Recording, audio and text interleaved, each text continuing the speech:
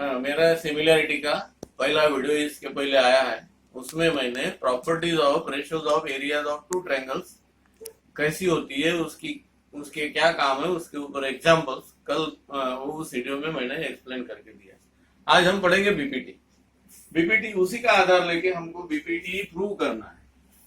BPT का मतलब होता है basic proportionality theorem, BPT,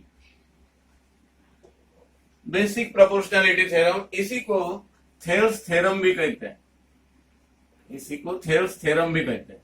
Thales theorem was the name of mathematician, और कहते हैं कि थेल्स के स्टूडेंट थे पाइथागोरस, ग्रेट मैथमेटिशियन थे। इन्होंने बीपीटी की आइडिया लाई। तो बीपीटी का कहना क्या है? एक ट्रायंगल होना। क्या होना? ये ट्रायंगल के लिए अप्लाई होता है।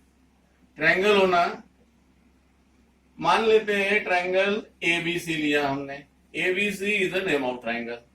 एक ट्रायंगल होना और एक लाइन एक साइड को पैरेलल होना। कोई भी एक लाइन ले लेते हैं हम एल, जो एक साइड को पैरेलल है। Line L intersect A B at point D and A C at point E. तो इसका कहना क्या है?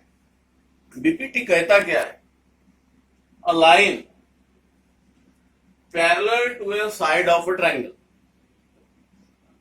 it intersects two sides at two distinct points, then that line divides that side in the same ratio, these sides in the same ratio, and जो बची हुई दो sides है उसको सेम रेशियो में डिवाइड करती है। सेम रेशियो में डिवाइड करती है, उसके लिए होना क्या? लाइन एक साइड को पैरेलल होना। यदि कोई भी ट्रायंगल में किसी भी एक साइड को वो लाइन पैरेलल है तो बची हुई दो साइड जो है वो सेम रेशियो में डिवाइड होती है। ये बीपीटी कहता है, या थेल्स थ्योरम। दो सेम रेशियो में डिवाइड होना का मतलब क्या है? AD upon DB equal to AE upon EC. ये हमको प्रूव करना है। यदि एक लाइन एक साइड को पैरेलल है तो बची हुई दो साइड सेम रेशियो में डिवाइड होती है। ये हमको प्रूव करना है। अब इसको प्रूव करने के लिए कल की प्रॉपर्टी हम इस्तेमाल करेंगे। कल की प्रॉपर्टी इसमें इस्तेमाल होती है। अब इसको प्रूव करने के लिए हम कल के प्रॉपर्टी का इस्तेमाल करेंगे। उसके लिए हमको कंस्ट्रक्शन करना है। इसका प्रूफ बुक में दिया है, मैं तुमको समझा के देता हूँ।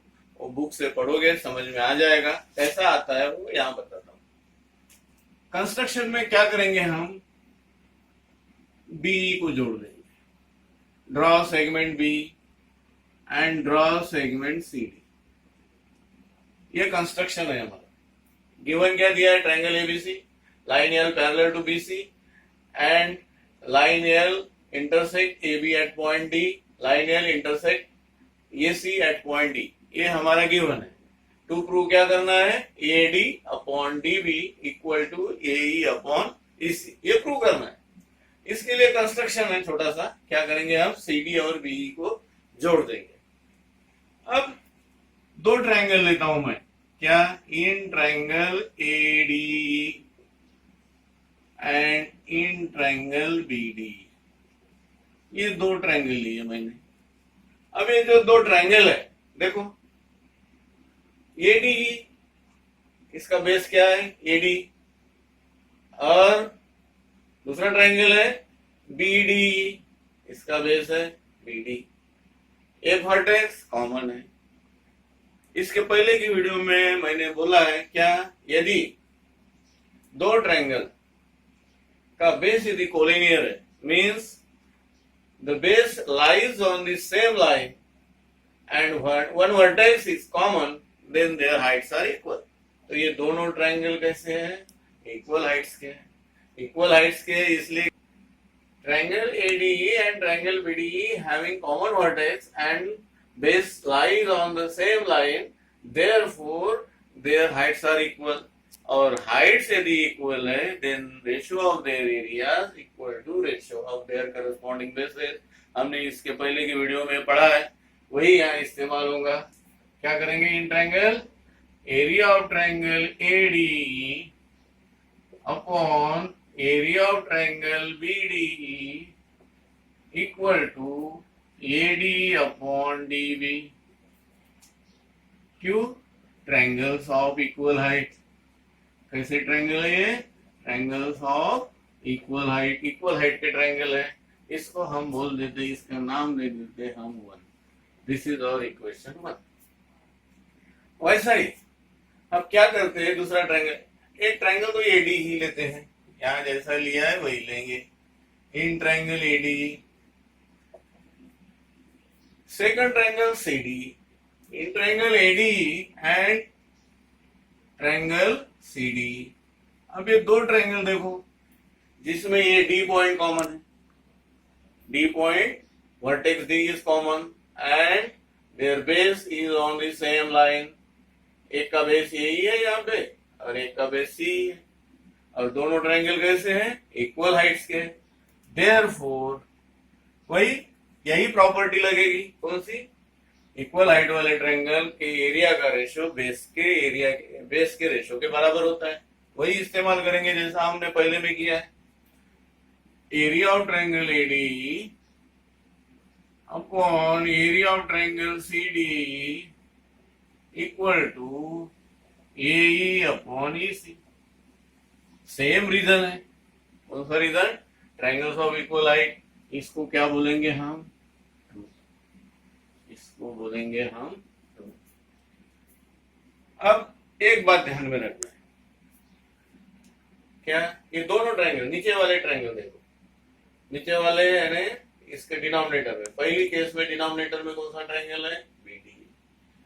दूसरा ट्रायंगल कौन सा है? CDE। देखो BDE और CDE दोनों triangle lies in between two parallel.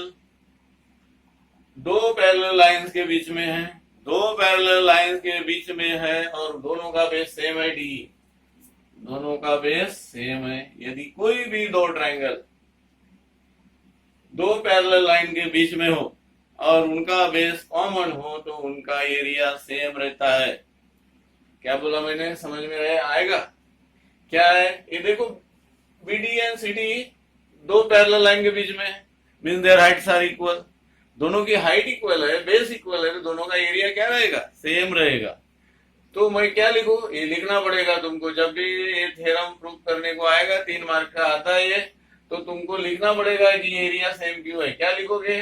कि BDE and CDE lies in between two parallel lines and having common base, therefore their areas are equal। ये सेंटेंस उसमें डालना पड़ेगा। तो वो मैं लिख लेता हूं क्या?